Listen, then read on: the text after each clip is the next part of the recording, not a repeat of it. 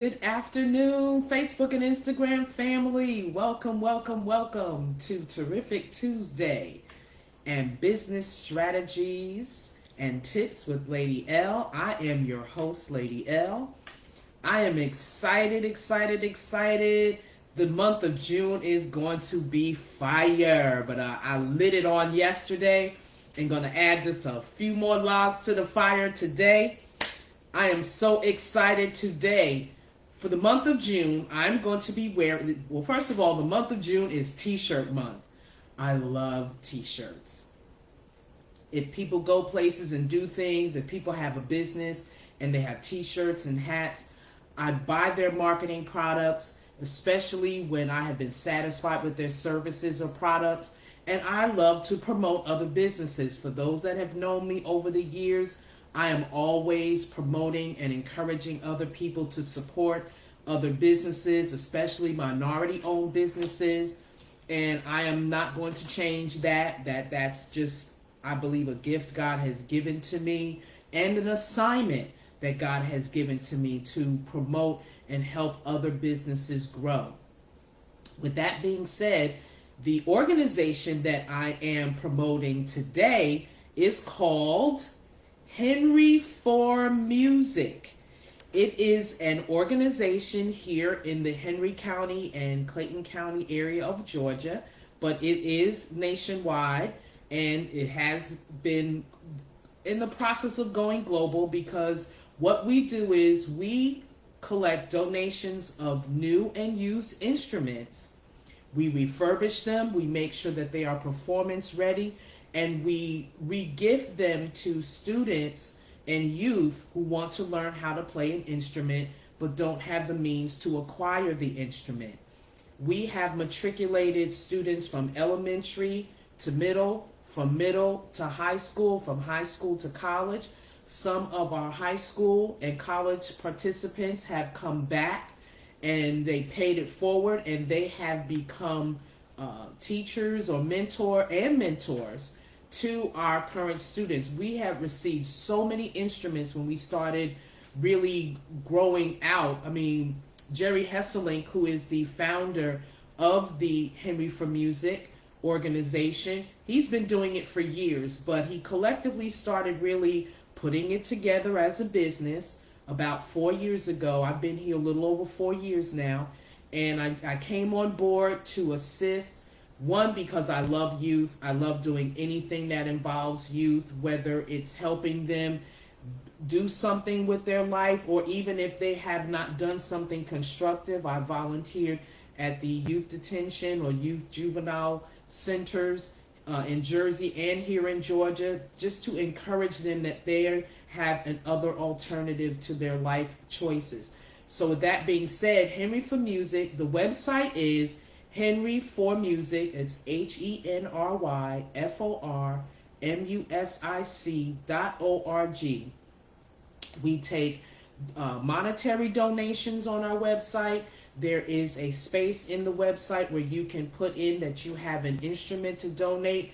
If you're anywhere in Georgia, we go pick it up. If there is some shipping instructions that you rather ship it, then we give you the instructions on how to do that. We even let you know what student got your instrument. We let that student know who donated that instrument. And we've had many donors actually come to our concerts and taken pictures with the student that they've donated that instrument to.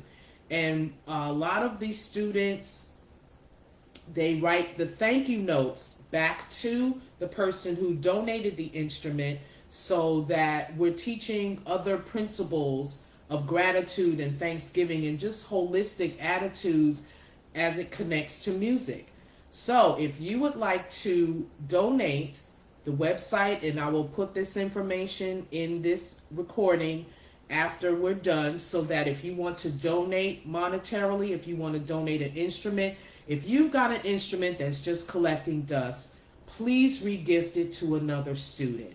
If you're not in the Georgia area, if you don't want to ship it to the Georgia area, there are local schools, there are local areas that you can donate that instrument.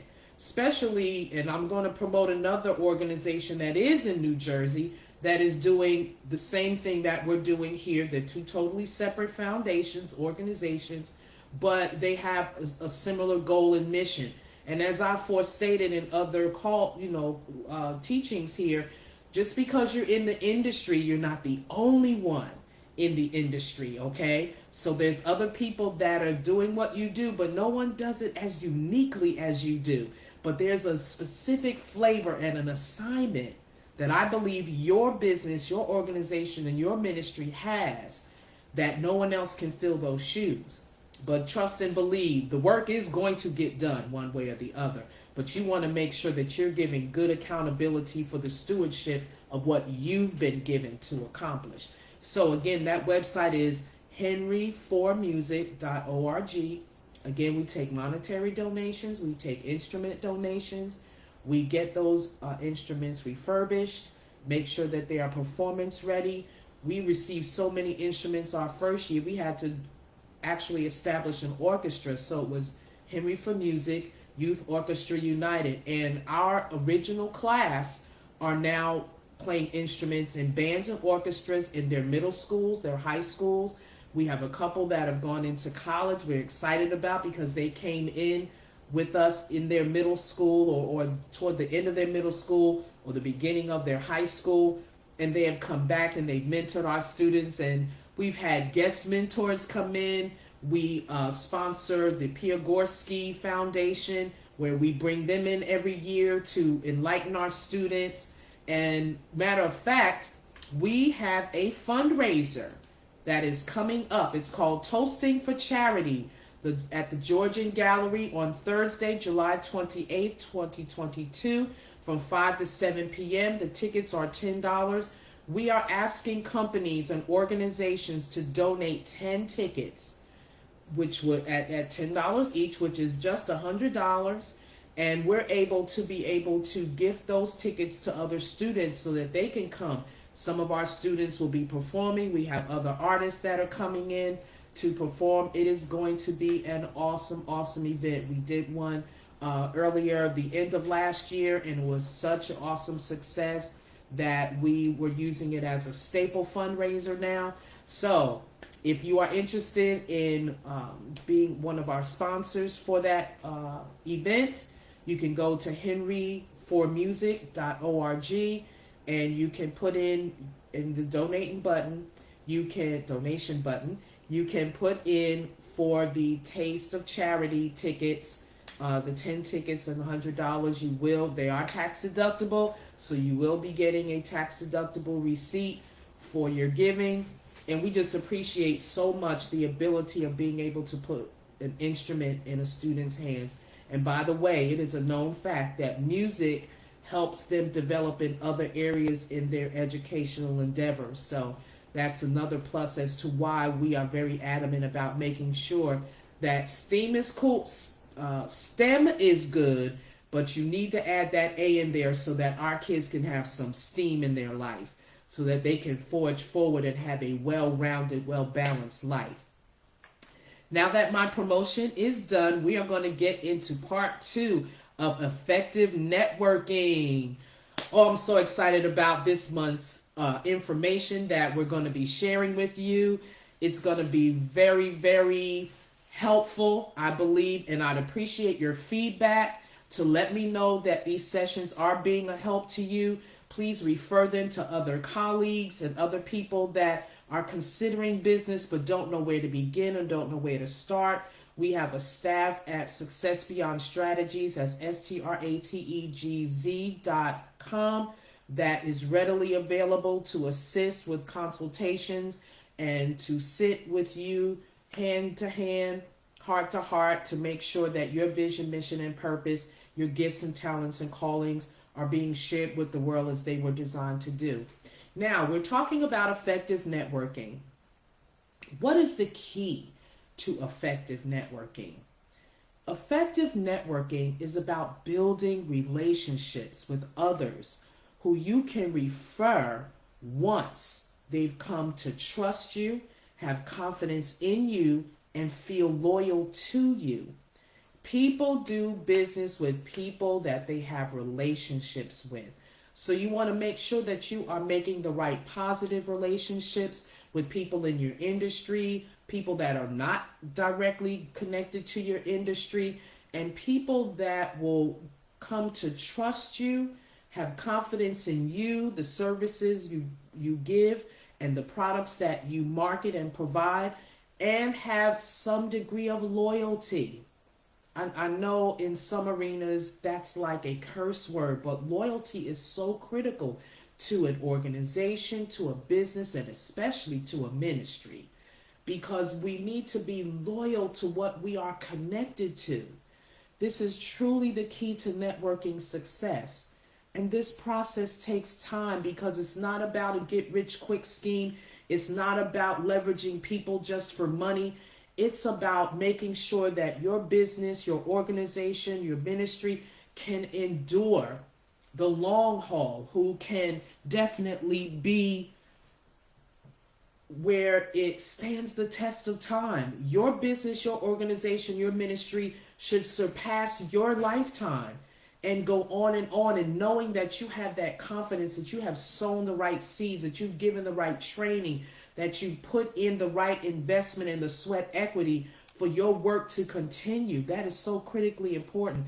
We need successors so that the next generation, don't be selfish and leave the generations that you're leaving behind with nothing.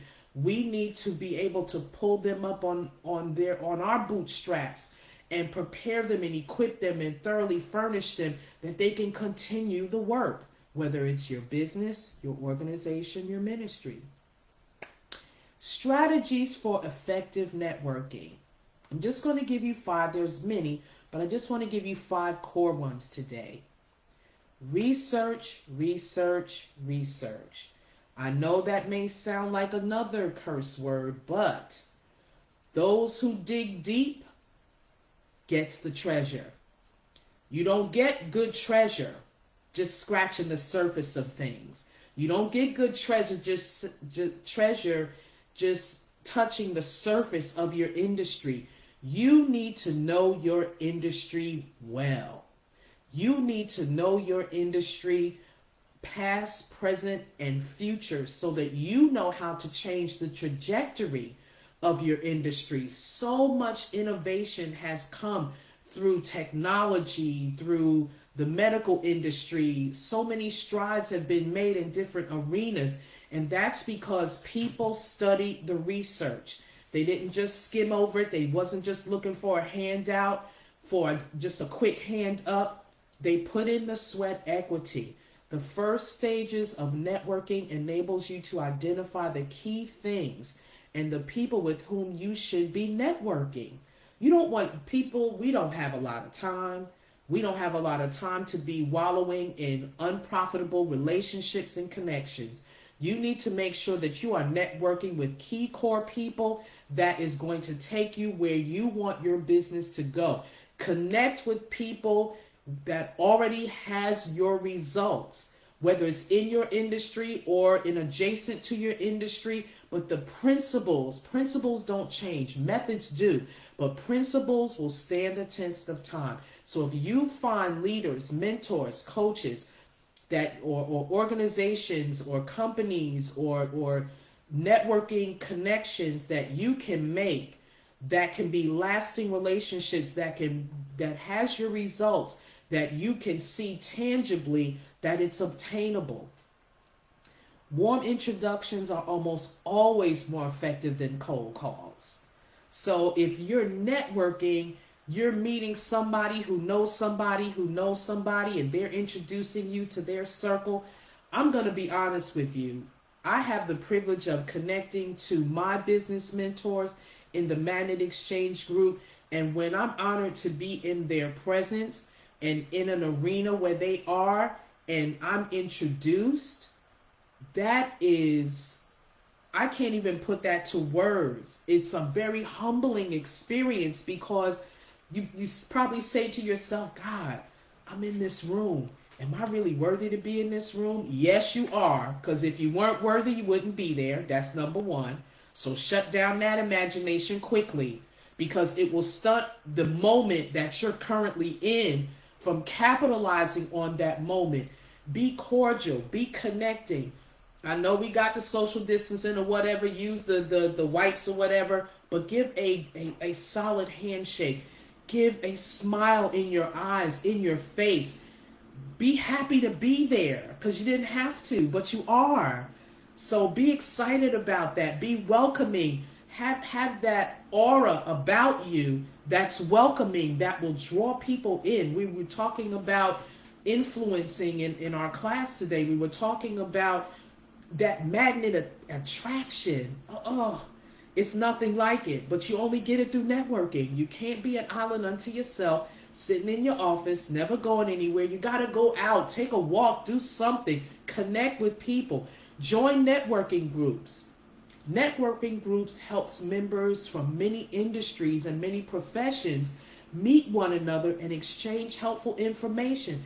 You have no idea how closed-minded you can be sometimes, but when you get around other like-minded people and they start sharing information and ideas, it begins to open up your mentality. It begins to open up your creativity. It begins to open up insight where you say, wow, I never thought about doing that. That's a good idea. You can take that idea, you can either run with the idea if it fits what you're doing, or you can modify it to fit what you're doing, but you won't know that if you're not networking. Grow a database of professional contacts. Take the crappy people out of your phone. Take the gossipers out of your phone. Take the backbiters out of your phone. Take the doubters out of your phone. Take the negative Nancys out of your phone and put in professional contacts and networking contacts. That's going to get you where you need to go. I'm going to leave that alone because I could take a whole session on that. Grow a database of professional contacts. Attend conventions and conferences. Let me tell y'all. Coming up in ministry, I loved it when my pastors and leaders went away to be refreshed, whether it was with their families or whether they was going somewhere to be fed by another ministry. They come back on fire. Do you hear me? They come back on fire. If you want to stay lit, if you want to stay on fire, whatever you're connected to, never miss a convention and never miss a conference. If you want to grow in your industry, you need to connect to the conferences and conventions of your industry. You are not the smartest person in the room. There's other smart people. But if you are the smartest person in the room, you need to go to some other rooms because you're not growing. You're becoming stagnant. And you may not even realize you're becoming stagnant, but you are. Go to conferences and conventions. It's an investment in your personal development. Stop being cheap. And I'm even saying this to myself. Don't look at your circumstance or current situation. If there's a convention or a conference, like a TD Jakes or Women Now are Loose to come in, you find that money to get to that conference. You find that money to get to that big name conference. You find that money to get to that jazz festival or the Mardi Gras or whatever. You find that money from somewhere. Well, when it comes to developing you and your industry, find the money to go to those conventions and conferences. If there's something that's annual that come every year, start saving some money. Start putting something aside. I don't care if you got to open up a vacation club or whatever, if they still even got those things, but do something to make sure that you can go to those conferences and conventions and be prepared to spend money because there's going to be materials there for you to come back with. Don't just save up enough to go and be in the room. That's nice. But you want to come back with some materials that you can apply and start to put into action. Informal interviews. When you find a networking group or you're at a networking, just have some general questions. First of all, know who's going to be in the room with you. Okay, if you have an idea of who's on the bill of some things that you're attending, go back to number one, do your research. If you're going to an event and there's headliners, read up on the headliners that's going to be there. and know some backgrounds and share, because you may have an opportunity that if you're being introduced to them by somebody else, that you have some intelligent questions. I mean, just 2 or 3 questions, because depending on the meatiness of those questions, it may start a dialogue. It may just be one good question that might start a dialogue that may even get them thinking, I've never been asked that question before. Let me think a second.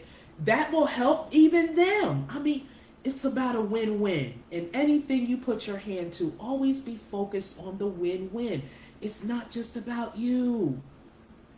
It's not just about you. Networking is not just about you. It's about establishing relationships. So now you may say, okay, I don't know how to work a room. I'm just trying to learn how to work a room. I don't have that type of personality, Lady L. Well, here's a couple of effective networking steps that might help you get started. As I said in the other session, just have a brief introduction of yourself. Introduce yourself, who you are, what's the name of your business, quickly what it does, and have that catchy slogan or phrase that will clearly identify what you do, but you want to make sure that you're making that quick first impression. Again, as I was saying in the informational interviews, have a couple of quick questions, some standard questions that you would ask anyone about their industry. Something as simple as, well, what do you do? What is your business? What is your core product? Things of that nature. Because if you have a networking heart, if you have a heart to really want to develop relationships, have a genuine interest in that person. After they've introduced themselves to you and what they do, have a genuine interest. Oh, wow, I never thought about anybody that would do something like that. What made you think to come up with there's this backstory? Ask about their backstory of why they came up with that business or that company. It could be in a dedication to a loved one, or especially nonprofit organizations that are named after certain people. There's a backstory, and be really present to hear that story and show genuine interest in that story. You never know. There may be some innovative ideas that you may use to help them, and they in turn do what they do. So it's just so important to develop healthy networking relationships. Make that connection. Find out what you have in common in those quick moments and connect. Explain what you do, as I forestated, and don't wear out your welcome. Don't use them as a crutch because you're scared to introduce yourself to the next person. I'm preaching to myself because I've done it, so I know what I'm talking about. Exit gracefully. Well, hey, don't forget to get their information. Don't walk away from anybody without getting their name, their business name, their phone number, their social media. Don't forget to do those things, because you want to be able to go and make that next connection. So make sure that you introduce yourself, you explain what you do, you're asking questions, you're making a connection, you're switching contact information. I know I'm a business card lover, but hey, how many more business cards do I need to stack up and find a place for them? Here's your new business card. Use it, okay? Use your phone. Your phone is a tool. I mean, I know we use it for entertainment, games, and all this other stuff, but it's a business tool. Use it as a business tool. With that being said, thank you so much for joining me today on Business Strategies and Tips with Lady L. I am your host, Lady L. Look for this post in my Instagram